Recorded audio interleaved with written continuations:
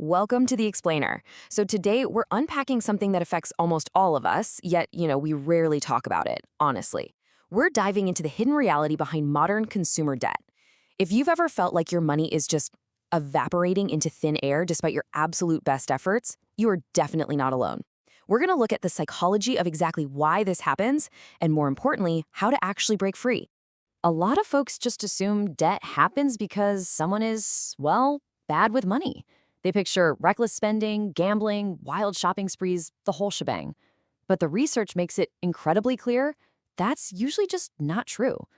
Actually, scratch that. It's rarely true. Right now, millions of people are doing everything they're quote-unquote supposed to do. They go to work, they pay their bills, they try to save, they avoid crazy spending, and somehow that debt balance just keeps creeping up. Buy now, pay later literally turns into buy now, panic later. If you're stuck living paycheck to paycheck, we see you.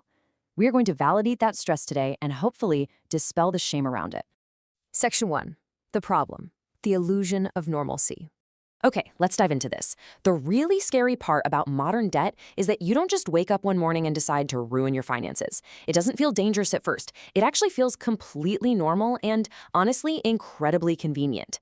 That's exactly what makes it such a trap. It almost always starts with something super small. A simple dinner out with friends. Harmless, right? You swipe the card, you don't even think twice about it. Then, maybe a new phone. You finance it because, well, everybody does, and it's just a tiny little addition to your monthly bill. No big deal. And then, bam, a missed payment. Maybe you add a weekend trip, or you sign up for a couple more subscriptions. A little, I deserve this treat after a really brutal week at work. None of these things sound terrible on their own, but together, they create this overwhelming death by a thousand cuts. Nobody feels broke when they're actually swiping the card, but man, it sneaks up on you fast. Section 2, Agitation, Part 1, The Psychological Trap. So why do we keep falling for this? Well, because there are invisible systemic forces working against us. Everything in modern spending, think one-click checkout, tap to pay, those sneaky free trials, it's all explicitly designed to remove the friction from parting with your money. They want you to spend before your brain even has a split second to process what you're doing. A credit card creates this massive psychological illusion. Your brain experiences the reward immediately, like biting into a delicious burger. But the pain? That's delayed. And as our source material highlights, humans are biologically terrible at dealing with delayed pain. Think about it. If someone handed you a burger and instantly punched you in the face right afterward, you'd stop eating those burgers pretty quickly, right? But credit cards delay that punch in the face for weeks or even months, just hiding it in the form of minimum payments and interest charges. The result of all this? The pre-spent paycheck. You get paid on Friday, and by Monday, your money is already spoken for. Rent, the car payment, endless subscriptions, debt minimums. That tiny little sliver left over? That's your actual freedom or fun money. People justify this all the time by saying, oh, it's only $40 a month. But debt companies know exactly what they're doing. If they can get you to focus on the monthly cost instead of the total cost, you stop buying freedom. You start buying obligations. Your future income has literally been pre-spent. Section 3, Agitation Part 2, Emotional Spending and the Weight of Interest. The problem gets even deeper here because we've built an economy where spending feels deeply emotional.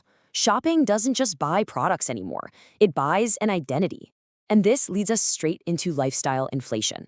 It's this psychological phenomenon where, as your income rises, your expenses inevitably rise right along with it. You finally get that raise you've been working so hard for. But instead of breathing easier, you upgrade the apartment. You lease a much nicer car. You start eating out more. And somehow, you're making more money, but you still feel completely stuck. That feeling of being perpetually stuck is fueled by something called hedonic adaptation. Basically, it's the human tendency to quickly adapt to improvements in our lives. You know how that new car smell fades, or how that incredibly expensive new phone just becomes the mundane piece of glass you scroll on every day? Because the happiness of an emotional purchase fades so incredibly fast, your brain immediately starts searching for the next hit of excitement. Another purchase, another upgrade. It's an endless cycle that keeps people trapped for years. Meanwhile, quietly humming in the background, your interest is growing. The source material vividly describes high-interest debt as financial gravity. Imagine you're walking around carrying a backpack that just gets slightly heavier every single month. At first, you can handle it. It feels totally manageable. But after a few years, you are exhausted. That is exactly what high-interest debt does. It drains your mental energy, you're paying hundreds of dollars, but the balance barely moves, leading to this heavy, overwhelming sense of financial hopelessness where people just give up. They literally stop checking their bank accounts altogether. And here is the absolute cruelest irony of all. Stress reduces long-term thinking and shifts your brain straight into immediate survival mode. When you're financially stressed, your brain literally alters how it functions. It becomes so much harder to plan ahead, harder to save, harder to delay gratification. So being in debt actually creates the exact psychological behaviors that make escaping debt even harder. Section 4, the pivot, the mindset shift. But listen up, because it is absolutely not a lost cause. The folks who actually manage to escape this cycle, they don't rely on luck or magically winning the lottery. They fundamentally change their philosophy on real wealth. They stop asking themselves, can I afford the monthly payment? And they start asking, how much future freedom is this costing me? That is the ultimate question. It changes absolutely everything about how you view a price tag. Every single dollar you spend today carries a hidden future cost. Not just the price of the item, but the lost investment growth, the added stress, and the extra hours you're going to have to work later just to pay it off. And this leads to another massive realization: the difference between looking rich and having true wealth. Social media desperately wants you to think the person in the flashy luxury SUV with those massive monthly payments is wealthy. But really, they just owe the bank. True wealth is often the person driving the paid-off, slightly older car. Why? Because they own their future time. They have options. They could walk away from a toxic job if they need to. True wealth often looks totally boring on the outside, but let me tell you, it is incredibly powerful on the inside. Section 5, the solution, reclaiming your future. I want to reassure you right now, you do not need to make massive, miserable sacrifices to get out of this system. It all comes down to small, repeated decisions.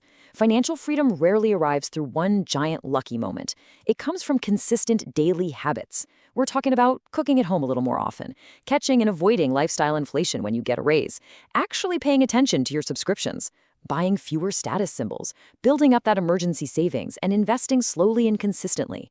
These actions sound small, I know, but over years, they compound into massive outcomes. They are the ultimate antidote to a world that triggers constant consumption. Because protecting your finances today is just as much about protecting your psychology. Every app, every ad, every influencer out there is fiercely competing for your attention and your wallet. So if you feel overwhelmed financially, you are not imagining things. You're living inside a system built from the ground up to make you borrow easily. But once you see the scheme clearly, you can start making totally different choices, entirely without shame. I want to end with this final provocative thought directly from our source material. The real goal of money isn't impressing strangers. It's creating a life where you don't feel trapped anymore. Let that sink in for a second. The goal is peace of mind. The goal is reclaiming your future time. Thank you so much for joining me for this explainer. Start asking yourself what your future freedom is really worth, and I'll catch you next time.